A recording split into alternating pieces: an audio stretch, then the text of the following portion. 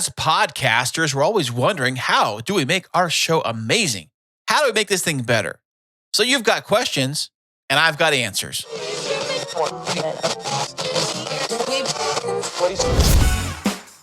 Sound matters. Be heard. Welcome to the podcast where you get exclusive behind-the-scenes tips to make your own show sound truly spectacular. This is Podtastic Audio. Hey, what's happening? How are you doing today? Thank you so much for being here. I am Chris, and this is Podtastic Audio, the show which I've designed and created to help you, yes, you, make an amazing show for your audience. And one amazing tool to make sure to help you make that happen is Riverside.fm. Today's episode is brought to you by Riverside, and if you are tired of those remote recordings that sound like they were made in a tin can, well, you got to upgrade your game with Riverside. It's the go-to platform for studio quality audio and video, no matter where your guests are dialing in from. Riverside.fm records each participant locally, so you get crystal clear audio and up to 4K video. No more worrying about internet dropouts or any of that nonsense. Plus, they've got real-time audio monitoring, screen sharing, and even automatic transcriptions to make your editing process smoother than ever. And who all wants that? We all want that. And here's the best part ever. You get yourself all of these pro features and a sweet 15% discount just by using promo code Podtastic. So why settle for less? Step up your remote recording game with Riverside.fm, where every episode sounds top-notch. When I first got started in podcasting back in the summer of 2019, I was aware of what podcasts were. I listened to lots and lots of podcasts. In fact, my listening experience dated all the way back to 2009, 10 years prior to me even using a microphone for a podcast. I was well aware of what podcasting was, although when you step into the creation side of podcasting, it's a whole different world than just listening to podcasts. And I wish I knew something back then, but I knew nothing. I didn't even know what an RSS feed was or a podcast host. I just created the MP3 file and I tried to drop it into Apple Podcasts on my Windows computer. I think it was called iTunes back then, still was. And it said you need an RSS feed and a media host, and I'll scratch my head. What does any of that stuff mean? What are you talking about? And of course, don't get me started on figuring out how to use different types of gear. I had to get 2 microphones and a guest and all those different things all happening. I had to figure all that stuff out all myself through trial and error. And because I was determined to make sure I got things correct and I fixed all the problems and made sure I had the absolute best show I could possibly make with what I had, I researched how to do it, what to do, how to make sure it sounds great, what kind of tools should I use. And then other podcasters reached out to me asking me for advice. And I'm like, well, who am I? I just learned this stuff maybe a year ago, but I was still willing to help other people out and share what I have done and share everything I know about podcasting up to this point. And that's what brings us here today to Podtastic Audio. So today's episode is all about you and your podcasting questions. So I have got lots and lots of emails, and whether it's a social post or a instant message and things like that, people are asking me questions about their podcast, how to start a podcast, all kinds of good stuff. So today I'm going to read your questions and try my best to answer each and every single one of them. And if you want to send in your questions, you always can go to my website and fill out the contact form right there at podtasticaudio.com. Okay, so kicking it off with our very first question, it says, "Hey, Chris, I've been thinking about inviting guests onto my podcast, but I'm nervous about conducting interviews. Do you have any tips for making my guests feel comfortable and getting great content?" From Emma. Well, thanks, Emma, for writing that in. When it comes to your guests, sometimes no matter how big they say they are, we've had guests come on the Chris Christine show that claim they've been on all these shows. They have done a TED Talk. They've done all these things. And even without recording video, talking just an audio only recording via clean feed, you can still tell they're extremely nervous. And we're trying to calm them down with maybe telling them some jokes or kind of like lightening the load and making sure it sounds like a conversation, not like a scripted, like, I don't know, maybe a job interview or something like that. Try to make sure that they are extremely comfortable, get them to relax, and perhaps maybe just tell them that anything they say can be edited. And if you have to make a change in anything you say or do, tell your guest to pause for like 10 seconds, then pick up with what they're going to say. That way, when you go edit it later, you can see those pause breaks in the waveform, and you know that is a spot where you need to focus on your editing. It makes editing so much easier, and it helps them relax because they know they have that crutch to fall on if they screw up, which makes them relax. So thanks again, Emma, for writing in. Next, we have from Alina, and she says, I'm wondering how often I should release episodes. Is there an ideal frequency to keep listeners engaged without overwhelming myself? Well, Alina, this has been kind of one of those questions that I've even pondered with myself, because I think personally, now it's just my personal opinion, that the weekly release of episodes is really kind of the sweet spot. And I'll tell you why. Because if it goes super long, like say you release an episode every month, there are a lot of things that can kind of happen between that month. I'm not saying your listeners will probably forget about your show and do something else, but they may push you down in their importance level. So say your show comes out every month, but they've got all these other shows that do weekly shows. They may actually listen to those more frequently because they see them more frequently. Now, on the downside, if you release, say, 3 episodes a week or twice a week, it may be too much for your listeners to keep up. They may skip episodes. I noticed that happened to me when I was doing my bonus episodes. The bonus episodes, I would do a regular episode and a bonus episode within the same week. And then I would notice that one or the other would get more plays than the other episode. I thought that was kind of odd because you would think, in theory, that all of them would get exactly the same amount or roughly the same amount of episodes being played each and every episode. But what I noticed was happening was that I think that when you're in your podcast app, it's going to show you most recent episode that you did not listen to. And if there's a few that have come in during the same week, you just may not see it in your app. You may only see the most recent one. So that's what I kind of noticed with my stuff. So I think the weekly release schedule is probably like the sweet spot. Maybe every other week is probably fine too. But if you're going to do weekly, I would stick with weekly. And that's my opinion. So thanks for writing in. Okay, next we got one from Tom. Tom writes, hello, Chris. My podcast is starting to gain traction and I'm getting offers from sponsorships. How do I decide which sponsors are a good fit for my show? And how do I handle the business side of things? Okay, Tom. Well, this can be a little tricky. First off, congratulations for having sponsors actually reach out to you. That's quite amazing. It means that you are doing something right because they see some kind of value in sponsoring your show. That's awesome. Congratulations. So when it comes to deciding like which podcast sponsor is right for your particular show, well, you need to decide on who your audience is and what products or services would best serve them. This is where knowing exactly who your audience is really comes in handy. You got to know exactly who they are, their pain points, what they spend money on, what they don't spend money on, where they need help. And if you can find a product or service that actually like serves them and serves your ideal listener, that would be absolutely perfect. Because when you do get that sponsor and you do talk business with them, you can say, hey, I've got X amount of listeners to my show that are interested in your exact product. Your product would be a perfect fit for them.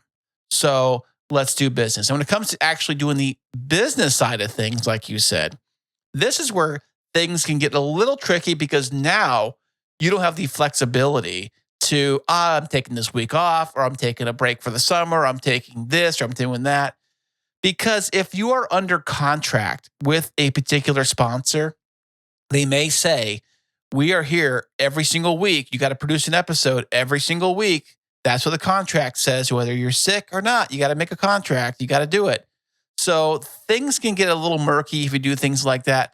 Some sponsors are probably pretty cool about it. They'll say, hey, it's okay. We're going to put you down for this contract for X amount of episodes up until, say, 6 months or 5 months or whatever it is. You can do things like that. Some may say every week.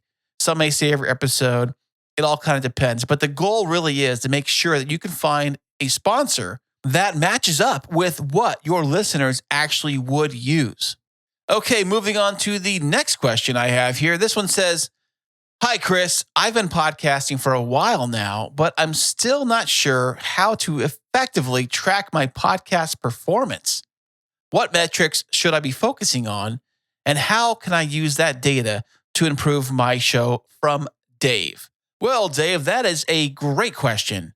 When it comes to actually tracking the success of your podcast, there's more than just downloads we can look at, because everybody goes to the default, which is downloads if it's a podcast, or if you're on YouTube, it's the views per your channel or per your video, things like that. But there are more things to track other than that.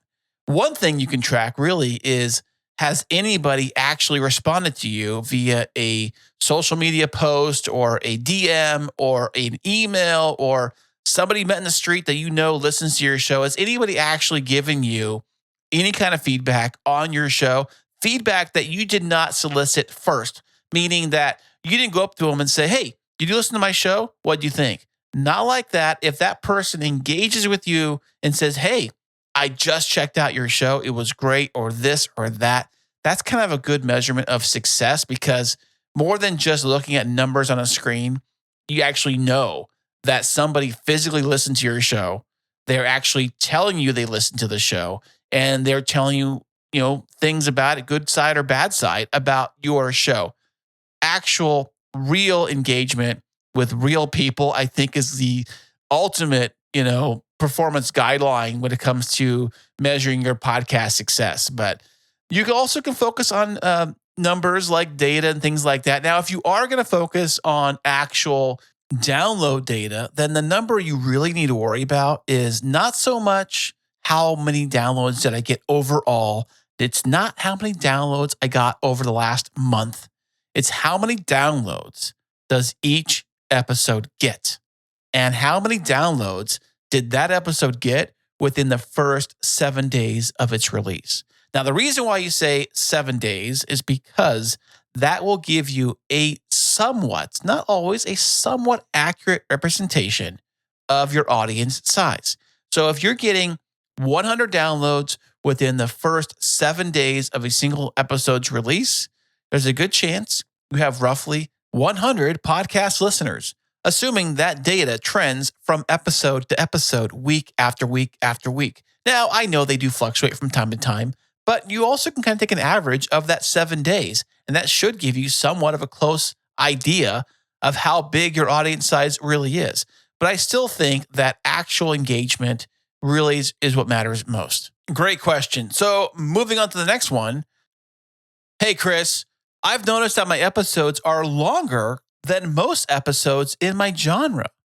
Is there an ideal episode length, or should I just focus on the content regardless of the time? From Melissa. So, Melissa, when it comes to podcasting or YouTube videos or any of this kind of stuff, there's no real rule that says an episode has to be 20 minutes long or 45 minutes long or an hour long. There's no written rule for any of that stuff. And there's some episodes that can go 3 hours or 8 hours long.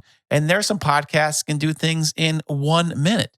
So yes, you should focus on your content and making sure your content is absolutely on point. It is amazing. It drives your message home.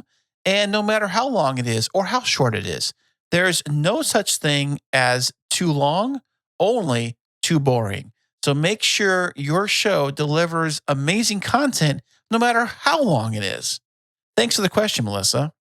So moving on to the next one, we have Ryan. And Ryan writes in, he says, I'm struggling with consistency in my release schedule because of my day job. How do you manage your time efficiency, time effectively to ensure you're releasing content regularly without burning out?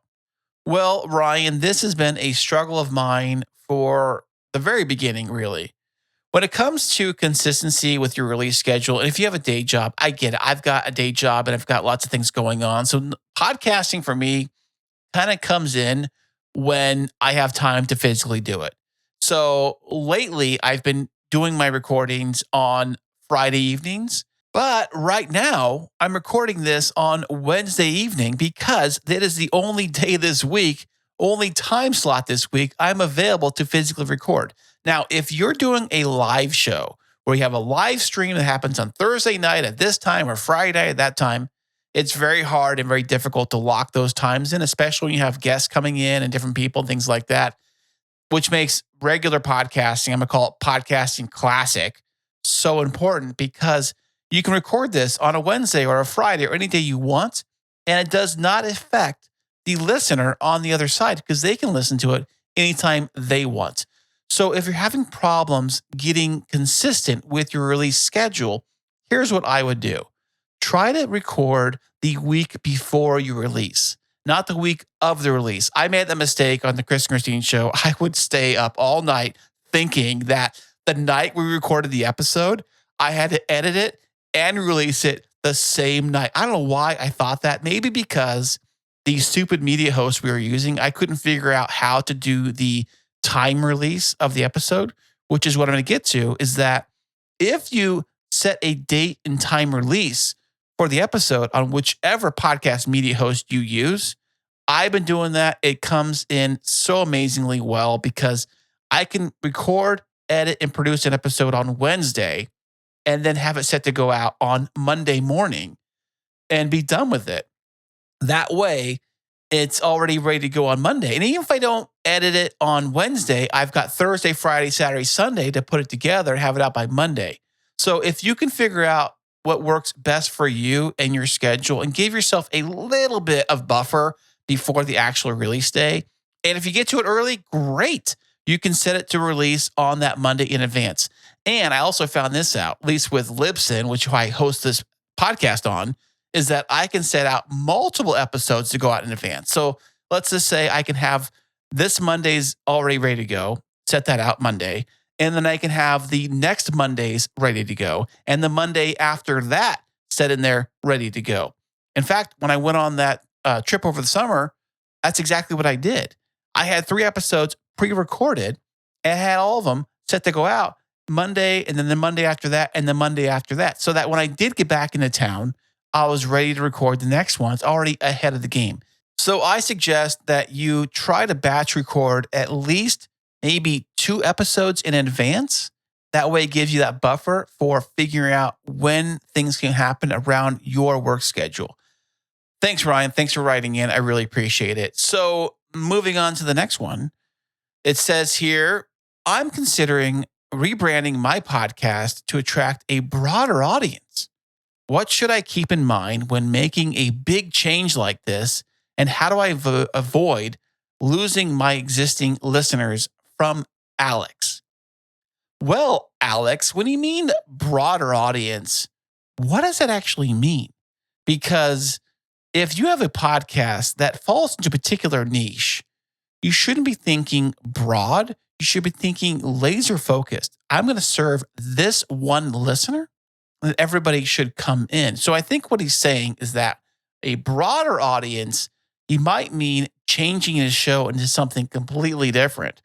Well, that could be a problem. And yes, you could actually lose your listeners because they came here for one thing. Let's just say your show is about a particular breed of puppy dog, right? Great. And then you took that show, instead of being about puppy dogs in this one particular breed of animal, you decided to make a show like the Nature Show and be about all animals, which could piss off your dedicated listeners that are there for that particular breed of puppy dogs. they're not there for alligators and zebras and all kinds of other nonsense. They came in there for that one particular thing. So it could actually backfire on you. So I would say, don't do that. I would focus on the one particular thing you are actually good at and stick with that. So hope that helps, Alex. Okay, moving on to the next one. We have Megan, and Megan says, "Hi, Chris. I often get nervous before a recording, and it affects my performance. What are some techniques to calm my nerves and get in the right mindset before hitting record?" Well, Megan, that makes two of us. Actually, it probably makes everybody. I think everybody hits record, especially for the very first time, gets very, very nervous. I get nervous almost every single time I record, but I have like multiple like takes that I do before I get the ball rolling to make sure that I'm not so nervous. Oh gosh, what do I do? I think for me, it's probably just repetition. I kind of get in here and do it. But if you are actually doing like an interview style show, I can see where that gets kind of nervous because here you are face to face, via video chat of some sort. And you're trying to make sure that you land their introduction of the guest. You can get all that stuff smoothed out perfectly. So when it comes to doing something like that, I would recommend not doing this big fancy open for your guest because chances are you're going to be kind of nervous and you're going to fumble through it anyways. I've noticed I've done that a few times, or you keep it like very, very short. Today we have Dr. So-and-so on the show talking about X. Hello, Dr. So-and-so. And you keep it very quick like that. Some people get really lengthy and they like read their entire like bio word for word. I wouldn't do that either. But if you're going to do something like that, perhaps maybe do that, off camera with your guest, do it separately. That way you're kind of like more relaxed. There's no pressure. You can do multiple takes, take your time, get it just right, edit it just right, and then kind of splice in your interview with your guest if you want to do things like that.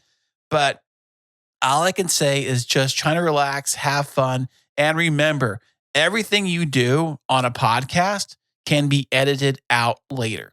And edit your show in a way that makes you sound the absolute best you can. That way, you don't have to worry about thinking all the pressure's on or thinking about what I'm saying, all that stuff. Just realize if you said something that doesn't sound right, or if you said something that sounds really nervous, cut it out and then retake that part over again. It's very simple. If it takes you 100 takes, it takes you 100 takes, but eventually practice makes perfect and you'll get going. So thanks again for the question, Megan. I hope that answered your question there. Okay, moving on to the next one. It says here from Sam, where do you go? There it is. Sam says, "Hey, Chris, I sometimes struggle with making complex topics accessible to my audience. How can I break down complicated subjects without losing the essence of the content or overwhelming my listeners?" From Sam. Well, Sam, it really depends on what kind of show you have. So what I have found is that for me, talking, specifically for myself here, is that if you're going to have like multiple complex things on a single episode, maybe break those up into multiple episodes. So episode 1 is about one particular topic and episode 2 is about another topic, rather than like combining all of them into one single show. I've heard shows like that. I get kind of lost because there's so many different things happening. So if you are going to do things where you have so many topics and so many different things happening on a single episode, then I would suggest breaking them up with some kind of segments, an audio sound, a music bed, something that breaks up topic to topic, and keep each topic like separated from the other ones, like its own little chapter. If your podcast would say a book, chapter 1, chapter 2, chapter 3, and then you break them up with little audio segments, and then you keep each chapter in its own contained space. So that way it's not mixing things up, and making things too complicated as you were. And if you have to make multiple episodes, say, for example, you have a 60-minute podcast with 6 different topics in there, break them up into 10-minute episodes, 6 different 10-minute episodes. There's nothing wrong with that. That way, when an audience member comes and presses play, they know exactly that this particular episode is about this one topic. And if they want to listen to the other one, they can. It's all right there. So thank you, Sam. That's a great question. So moving on to the next one, we have Bella, and Bella says, I've noticed that some episodes get more engagement than others, and I'm not sure why. How can I analyze my content to understand what resonates most with my audience and create more of it? Well, Bella, that's great. That's a great question, because when you look at your actual downloads, you look at all the different numbers. Some episodes go up, some episodes go down.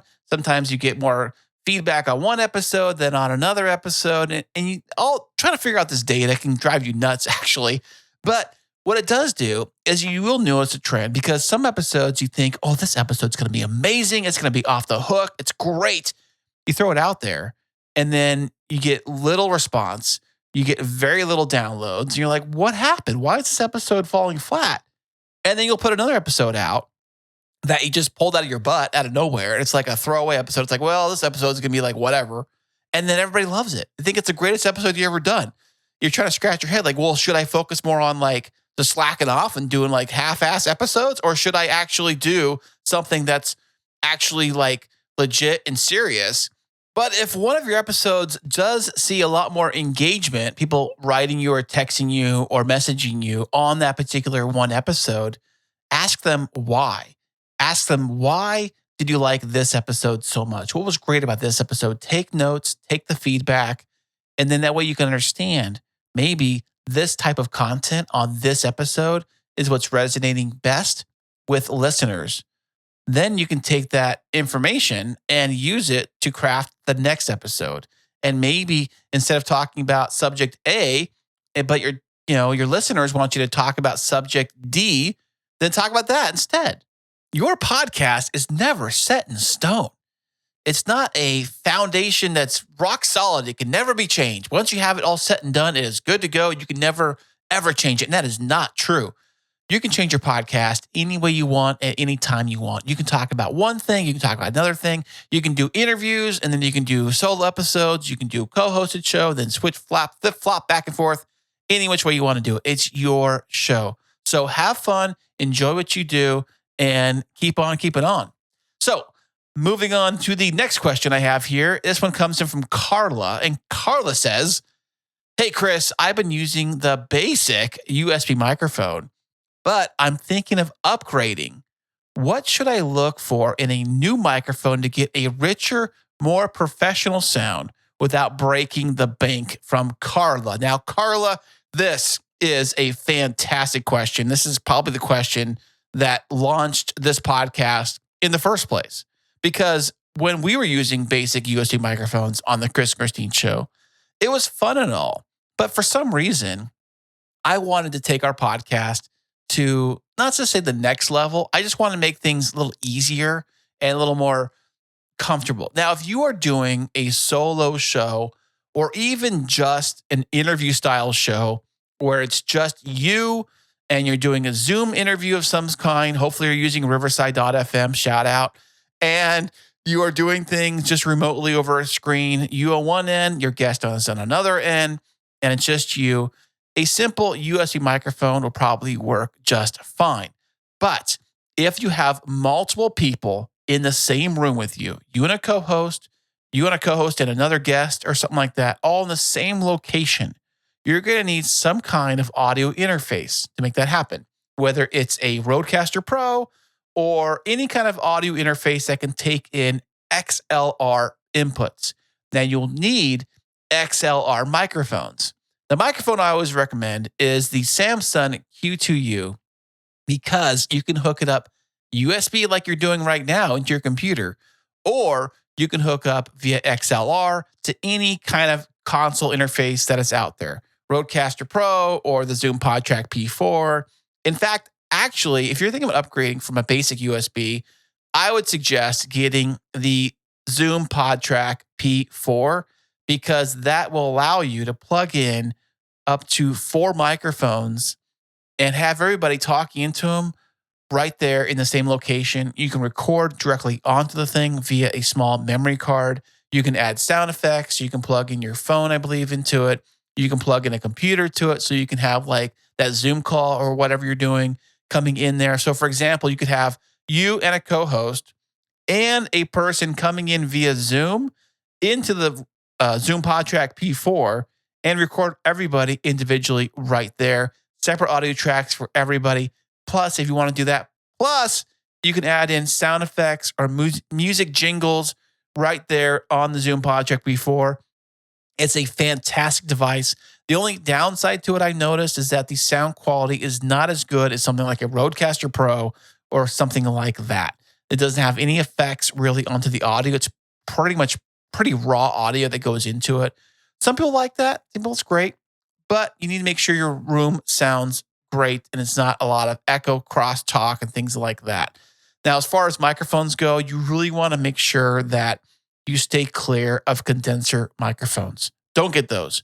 You want to find dynamic microphones because they actually will pick up your voice better if it's directly in front of it and kind of like shade out and block out all the room noise and noise around. Now, they're not perfect, but all the noise around the backside of the microphone or other areas of the microphone, it's really not going to pick up. They pick up patterns like right in front of the microphone. That's the kind of microphone you want to have.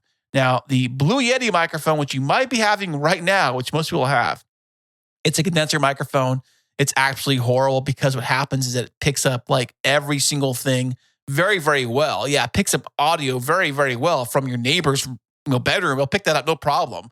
But you don't want that. You want your vocals on the audio track, not the kid bicycling down the street. You don't want that on your audio. You only want you on the audio. So that's what I suggest getting a standard dynamic microphone.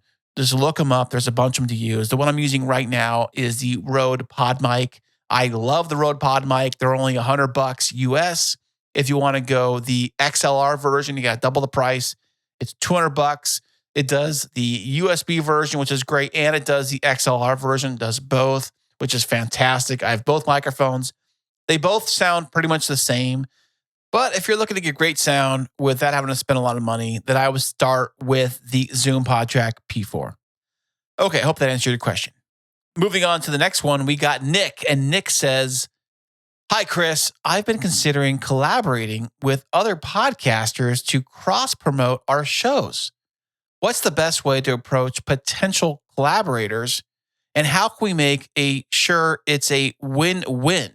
And that comes in from Nick. So, Nick, what I'm trying to understand here is that when you mean by cross-promote, are you talking about being a guest or maybe even a co-host on their show, and then they would be a guest or a co-host on your show, so that maybe you would kind of like talk about each other's podcasts on each other's shows and help kind of boost each other up?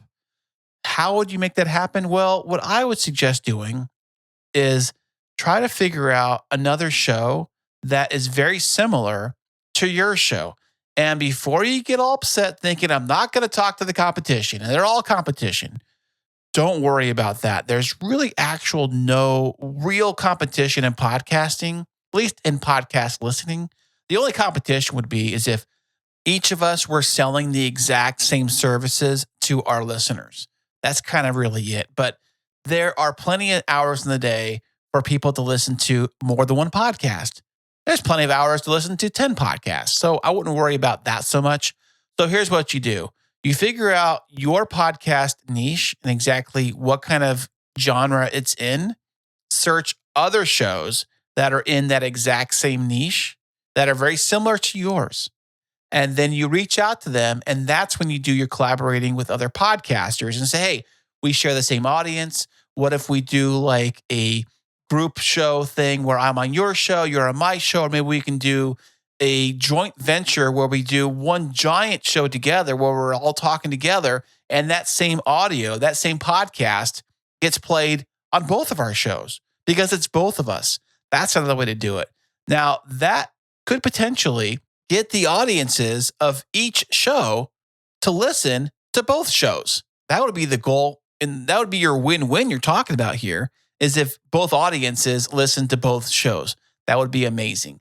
Now, The truth is, you really don't have any idea how big another show is because you can't have access to their direct downloads. The way you can kind of tell is if you find a show, find their social media stuff.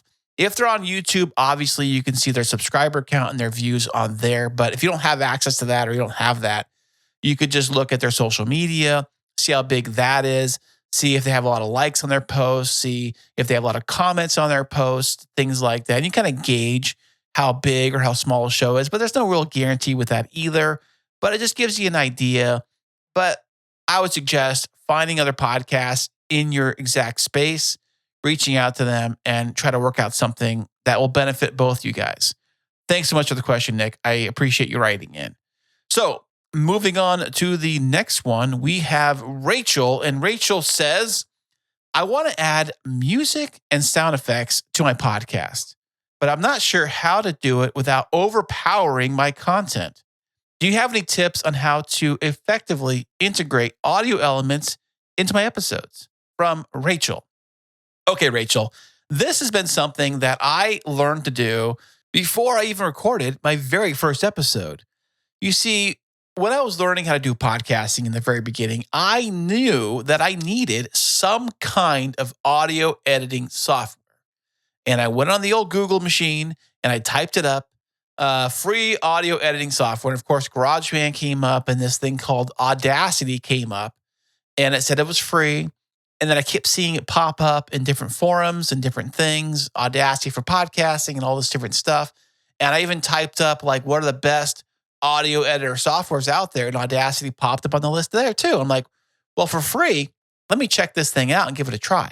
So I download Audacity to my computer. And at that point, I don't think I even had a microphone. I had like some stupid headset I was just borrowing. So I had a computer with no microphone and I get Audacity. And then what I was doing was finding sound clips and different things online that I could download, little MP3 tracks. And I would throw them into Audacity and I was like tweaking them and playing with them. And I figured out, oh, I can move audio around. Oh, look at this. I can actually move this around here, cut this here. Oh, I can make it fade in. I can make it fade out. I can move the audio to this timeline, to that timeline. And when I actually recorded some kind of vocal audio and got vocals of my own in there, like a practice run, I actually said maybe a couple sentences or whatever. And I realized, oh, there's my audio. There's my spoken word. If I just make this little movement with this little sound effect or this little song or this little thing here, I can fade it out there. I was really just tinkering with this thing. And that got me the idea of like figuring out, well, maybe I can really play around with moving the audio around and make it sound as if we're using an entire like radio station console just by moving audio around in Audacity. That was the birth of the entire first podcast episode. And then I also figured out how to copy and paste and cut things out and move things around. I'm like, wait a second. I can cut out this sentence here, and then I can move it to the very front of the timeline, like copy and paste like a Word document. And that way, something we said in the very beginning of the episode can start the episode. Oh, and then I can move over this cool little intro I put together, which I totally made myself. And I can move it right after the intro, and I can do it just like that. I was playing around with it, and that's when I kind of got the bug for figuring how to tinker with this stuff. I love tinkering. I love creation stuff. And when it came to creating audio, and then I realized that this could be a podcast, I was in love, and I absolutely loved it. So when it comes to adding music or sound effects to your show, one thing I tell you is that first off, play around with things, but at the same time, a little can go a long, long way.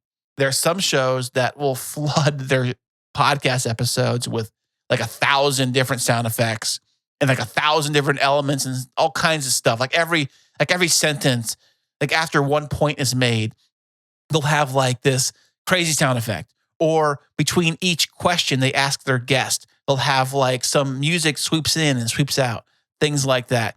Is it necessary? No, not really. People like to do it because they like to do it. It's the same reason why an artist will paint with 1,000 different colors versus 3. It's really up to you, however you want to do it. Will the listeners be turned off by it? Well, you'll have to wait and see. Just throw it out there and see what happens. But like I said, a little can go a long way.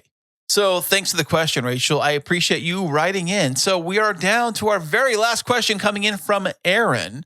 And Aaron says, hey, Chris, I've been thinking about creating custom artwork for each episode to make them more visually appealing when shared on social media.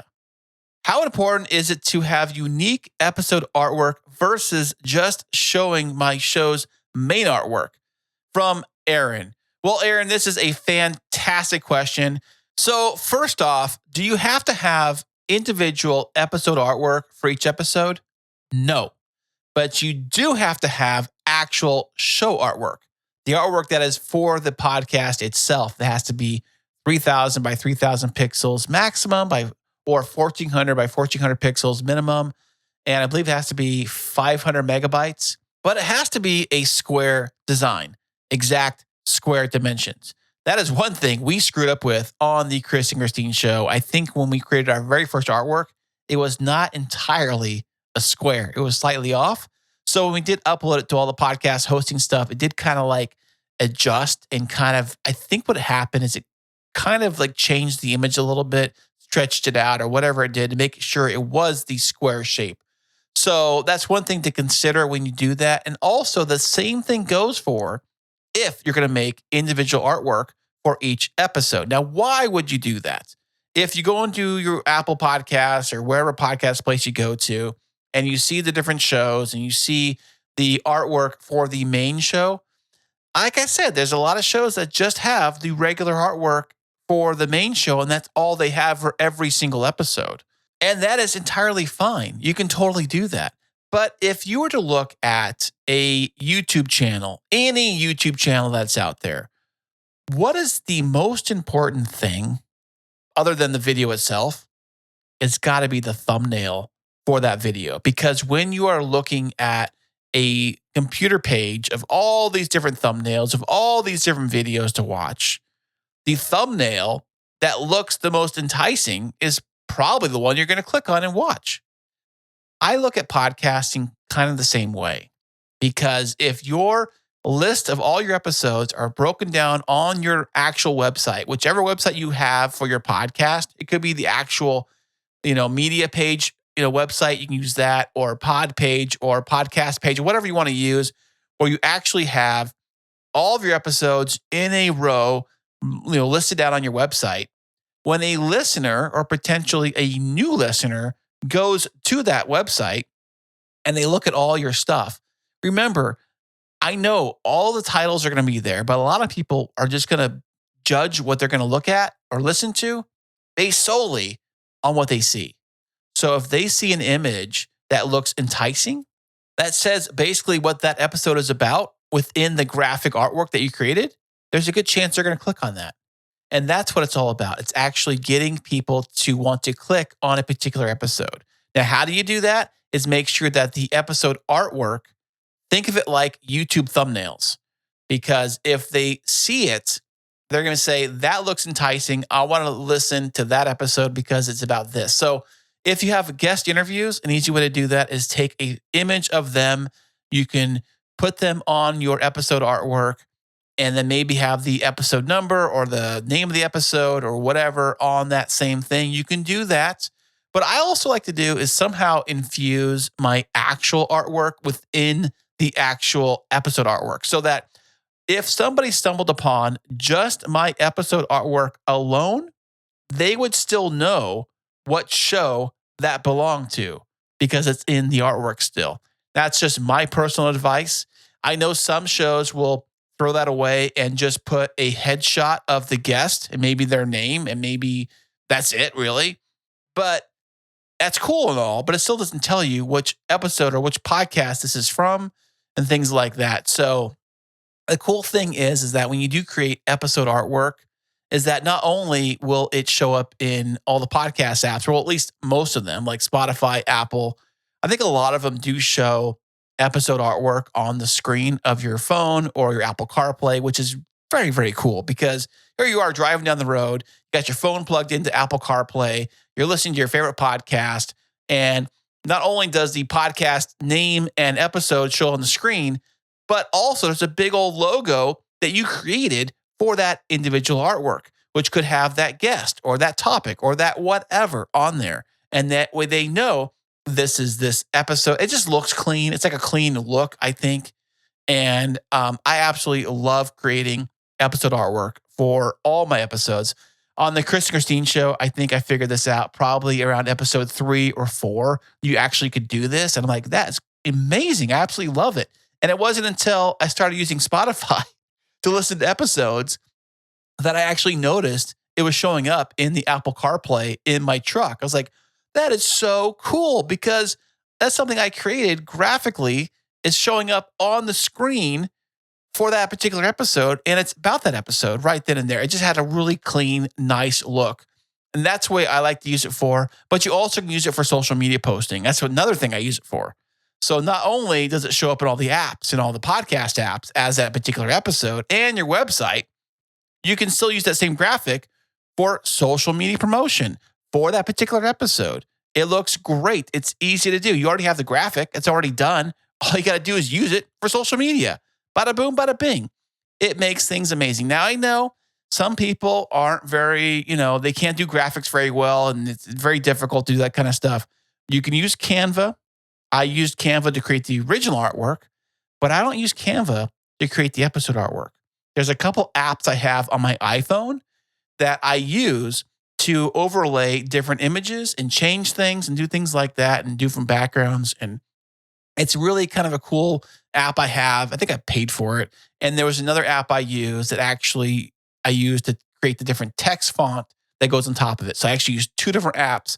One app to kind of build the actual individual artwork for that episode. And then another app I used to write the text on top of that app, on top of that image. And then I save it to my phone, and then I airdrop it to my computer, and then I send it out to my podcast media host. And that way it gets embedded into the podcast episode itself. So when it goes playing on Apple or Spotify or any of those kind of apps, it shows up and it's good to go. That's what I do. So that was quite fun, and thank you for writing in with your questions. I really, really appreciate you taking your time to write me and to ask these questions. And if you have a question about your podcast and you want to write me, you can get a hold of me through my website at podtasticaudio.com. And I will be happy to do this episode just like this in the future. Send your questions in. I am more than happy to answer every single question that comes my way. And if you would like me to be a guest on your podcast, just ask that too. I am willing to go on anybody's show. And I love podcasting. I love all things podcasting. I love sharing everything I have done with you so you can make an amazing show for your audience. And with that note, until next time, happy podcasting.